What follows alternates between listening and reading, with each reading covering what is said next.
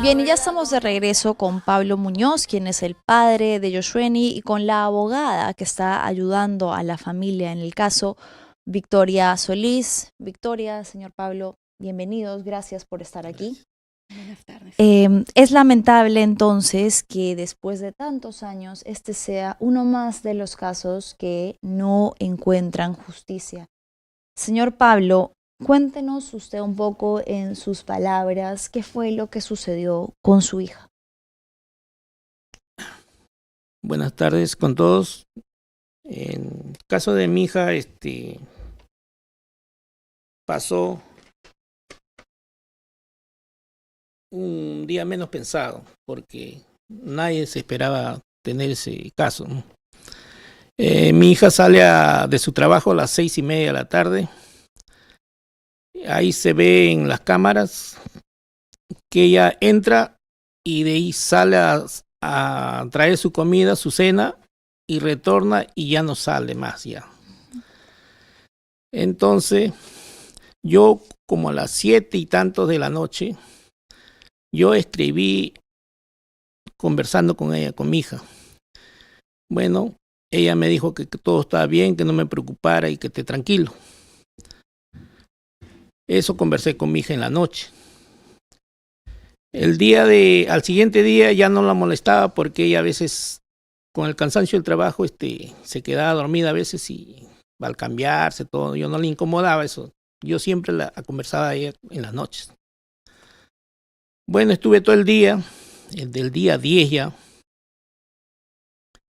y como a las 7:00 de la noche, me dan una llamada a su jefe. Me dice: señor Muñoz, ¿en dónde te encuentras? Yo acá en Lima, le digo. Mírame, me dice, tete tranquilo y anda, vete urgente donde tu hija. Y entonces yo le dije: pero, señor, ¿qué ha pasado? Le dije. No, tete tranquilo nomás, me dijo. Anda donde tu hija ahorita. Al decirme eso ya yo sentí algo, ¿no? Porque así nomás no recibo una llamada de esa forma. Entonces, al ir, encontré en la puerta ya un montón de policías, periodistas. Ya ahí sí ya pensé lo peor ya, ¿no? Porque si hubiera pasado algo leve, no hubiera estado tantas personas, ¿no? Al entrar ya, porque al entrar al cuarto, primero se entra un portón y se entra como un garaje. Y ahí recién se sube al segundo piso. Y la primera cuarto que está en esa vivienda era la de mi hija. Entonces para eso yo quise entrar, pero ya los policías ya estaban en la puerta que no dejaba entrar. Pero yo en verdad como padre me desesperé y pregunté, ¿no? ¿Qué ha pasado? ¿Qué ha pasado? Ya como sea, yo me acerqué a la puerta y al ver a mi hija ya tendida en la cama, como se dice, ya no pude hacer nada ya. Entonces esa fue la llamada que tuve por su jefe. Pero conversando ahí con la encargada, ¿no? La señora Gisela, que era la encargada del inmueble. En ese momento la señora decía que ella no sabía nada, que no había visto nada, que no sabía qué es lo que había pasado. Pero después con que la citaron para dar su declaración, ahí recién dijeron, ¿no? que ellos sí habían escuchado un ruido, un grito, pero no sabía de dónde era, si era de la calle o era de cualquier cuarto. Pero después, supuestamente, ella se juntó con el esposo, que también se había quedado ahí, Y supuestamente ellos se quedaron un tiempo, como más de media hora, dicen, parados en su puerto, para ver qué es lo que estaba pasando. Y al ver que todo estaba silencio, ella supuestamente dice, le escribe a mi hija. Y al ver que no le responde, ella se acerca a la puerta y ve que todo estaba silencio y oscuro. Entonces de ahí, de nuevo se regresa a su puerta, su cuarto de su esposo. Y supuestamente ella dice, los dos se quedan parados, dicen. Y se preguntan, ¿has escuchado? Sí, he escuchado, yo también escuchaba, así conversaban supuestamente ellos. Pero al ver estar ese tiempo parados en la puerta, dice que ellos vieron 2 personas asomarse saliendo del cuarto de mi hija. Supuestamente era un alto y un bajo. El alto sí aparentaba ser un hombre y el bajo no sabían si era mujer o era hombre. Correcto. Señor Pablo, disculpe que interrumpa ahí. De esto hay videos, ¿no? Hay una evidencia de que habrían personas que habían ingresado y salido, Victoria, tengo entendido, que lamentablemente no pudieron ser plenamente identificadas, pero que sí podría dar luces de que más de una persona habría ingresado el día en el que se cometió el crimen a la habitación en la que se encontraba Yoshua-Eni. Bueno, en realidad solo tenemos cámaras de seguridad, grabaciones, pero de lo que ocurre y de lo que se observa desde afuera del inmueble, ¿sí? Claro. No desde afuera del cuarto de la víctima. Y lo único que se ve es a un adolescente, entonces adolescente, que vivía en el condominio de nombre Rodrigo Arístires Araujo Estrada. Se lo ve alrededor de las 10 de la noche y posteriormente a la medianoche, asomando, abriendo el portón del condominio y mirando de extremo a extremo, ¿no? Como en una actitud sospechosa. Correcto. Es la única grabación que se tiene. Una grabación directa sobre, digamos, lo que ocurría en la habitación o en los exteriores de la habitación no hay. No había cámaras dentro del condominio, ¿no? Lo único que se tiene, como bien dice el señor Muñoz, es la declaración de un testigo que según su versión vieron que asomó del cuarto de la víctima 2 personas, ¿no? Y los vieron salir del cuarto, ¿no? Entonces es una línea de investigación que nunca se ha investigado con profundidad. Si es que ha participado una sola persona o han sido 2, si hay cómplices, cuántos autores hay, son preguntas que están hasta el día de hoy sin respuesta porque no se investigó de manera exhaustiva, ¿no? Solo se tiene esta declaración del testigo. Pero actualmente la investigación lamentablemente está archivada. La Fiscalía Provincial Penal de Villa María del Triunfo, primer despacho, decidió archivar la investigación en diciembre del año 2023 sin haber hecho todas las averiguaciones correspondientes, ¿no? Correcto. Te puedo mencionar una muy concreta, que es el colmo que no se haya podido esclarecer, el momento y la hora exacta de la muerte, ¿no? Porque por un lado se tiene el resultado del acta de levantamiento de cadáver que indica que el 9 de diciembre a las 12 de la medianoche, bueno, a la medianoche, menciona como la hora probable de muerte. Pero por otro lado tenemos la necropsia que señala que esto habría ocurrido el 12 de diciembre de 2019, a las 3 de la tarde. Entonces ahí hay una inconsistencia que nunca se esclareció adecuadamente y que permitiría poder verificar si lo que dice el testigo es verdad. Claro. ¿Por qué? Porque esas 2 personas, la administradora y su esposo, dicen que a las 2 de la mañana del 10 de diciembre escucharon un grito. Sí. Bueno, ¿eso fue verdad? Poder determinar la hora y el día de la muerte, eso nos permitiría poder corroborar si lo que dicen ellos es verdad o si estamos hablando de repente de una contradicción. Correcto. Porque hay que mencionar también que ellos dicen, hemos escuchado un grito y no hicieron absolutamente nada, sino hasta el día siguiente en que supuestamente se empiezan a preocupar alrededor de las 8 de la noche. Pero hubieron mucho tiempo en que no hubo, digamos, preguntas, preocupación sobre la víctima, entonces ahí hay una inconsistencia que no se esclareció bien.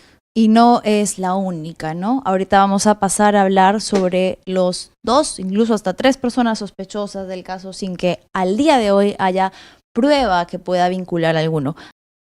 Ya estamos de regreso. Imagine usted entonces el dolor y la incertidumbre por la que atravesaba la familia sin ningún indicio, más que este supuesto sospechoso que había sido la persona inicialmente que había hostigado, acosado a Yoshua-Eni, ¿no?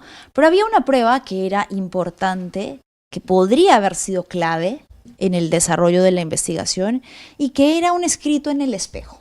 Lo único que habían dejado en la escena del crimen había sido unas letras en el espejo que decía: no te metas con el veneco, ¿no? Eso es lo que decía, que era supuestamente relacionado a la persona que la hostigaba. Sin embargo, tengo entendido, Victoria, y ya me explicarás tú un poco más a fondo, señor Pablo, cuando se investiga esta letra para ver, cuando se hace una pericia grafotécnica para ver si coincidía con las personas que vivían en el condominio, dentro de estas, Rodrigo Araujo arrojó que sí había una coincidencia, es decir, la letra de este sujeto en la pericia coincidió con la que había sido dejada en la escena del crimen.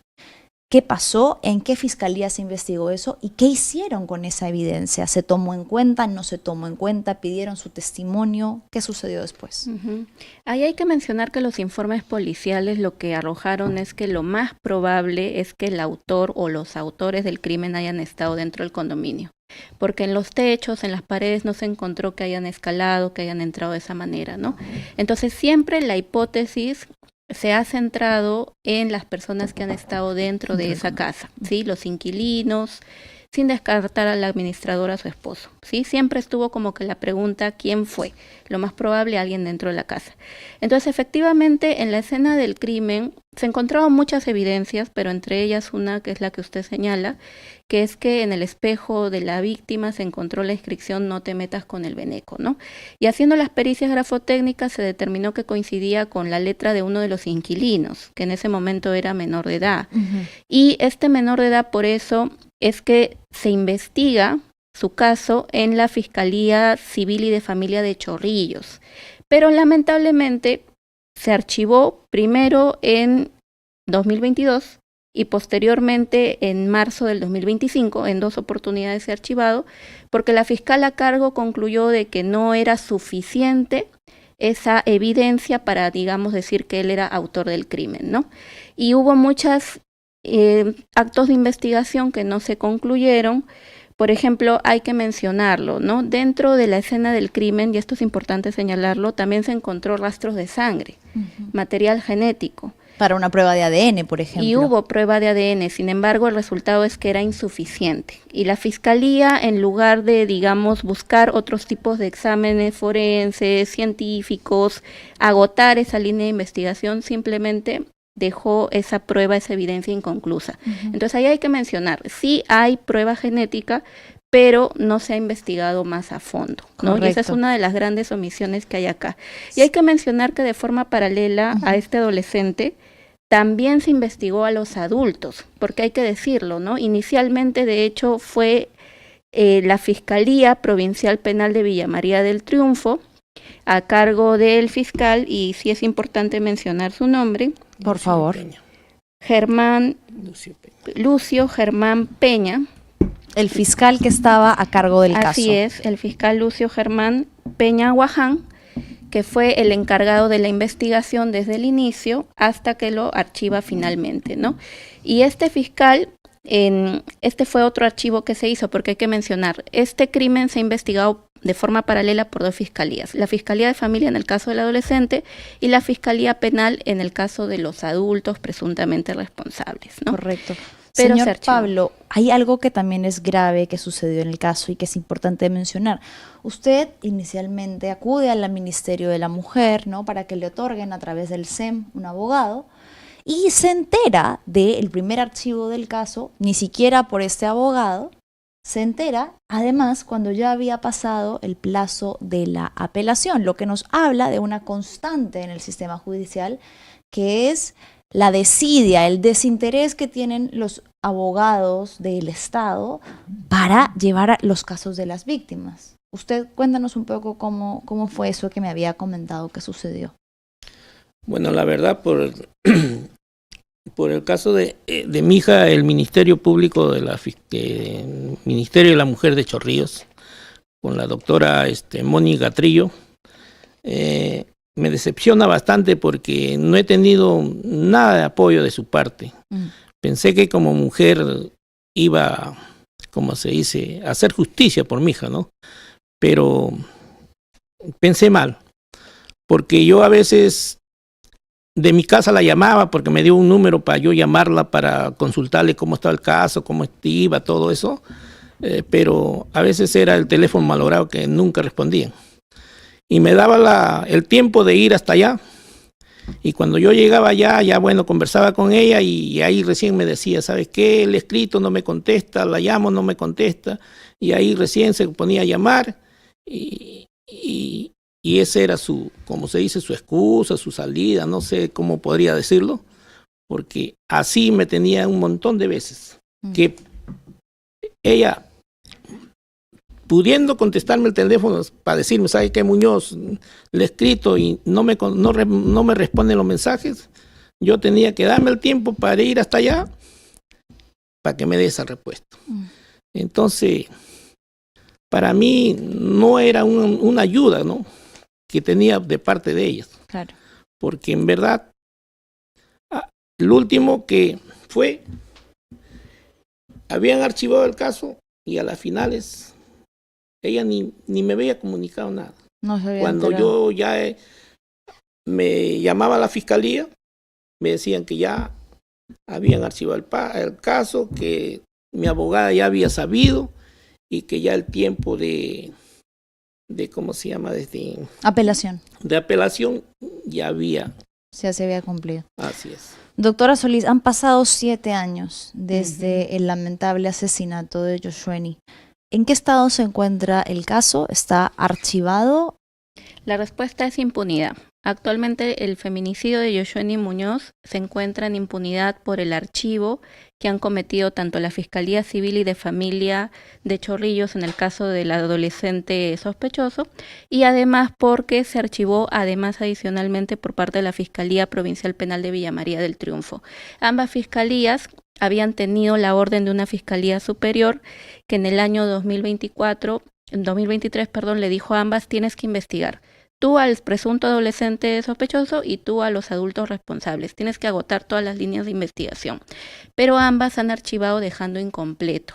¿Qué cosas concretas se han dejado incompletas? Es importante señalarlo. Por favor. En la escena del crimen nunca se encontró el celular de Yoshueni. Nunca. Su celular que ella utilizaba no estaba. Y de hecho, en los informes de la División de Investigación de Homicidios se mencionó que era probable que el presunto autor se haya llevado el celular. Más aún porque este celular posterior al crimen mostró algunos movimientos, ¿no? Hay un amigo de la víctima y está en la carpeta fiscal que menciona que él le escribió y que ella le respondió posterior a su presunta muerte. ¿Qué cosa? Y además hay que señalar que en el levantamiento del secreto de las comunicaciones se observa que el celular de la víctima, ya cuando ella había fallecido, hace una llamada a otro celular. No ha sido Yoshueni. ¿Quién ha sido? ¿Está vinculado con el autor? ¿Es un cómplice? ¿Es un encubridor? Son respuestas que no están resueltas. Y hubo una resolución judicial que permitía el levantamiento del secreto de las comunicaciones con fecha posterior al crimen, pero la Fiscalía no investigó esa parte, no requirió, a pesar de que se contaba con este mandato judicial. Entonces eso es parte de lo que está inconcluso. ¿Quién se llevó el celular de la víctima? ¿Hubo movimientos? ¿Quién generó estos movimientos? ¿Está vinculado el autor, a los cómplices? Y por otra parte también su tarjeta, ¿no?, de banco que ella utilizaba tampoco estaba en la escena del crimen, ¿no? Y eso lo advirtió la familia. El señor Muñoz, también con los familiares de Yoshueni, las primas, la tía, señalaron desde el inicio esta información a la Fiscalía y no les importó. No les importó, a pesar de que el Poder Judicial autorizó el levantamiento también del secreto bancario.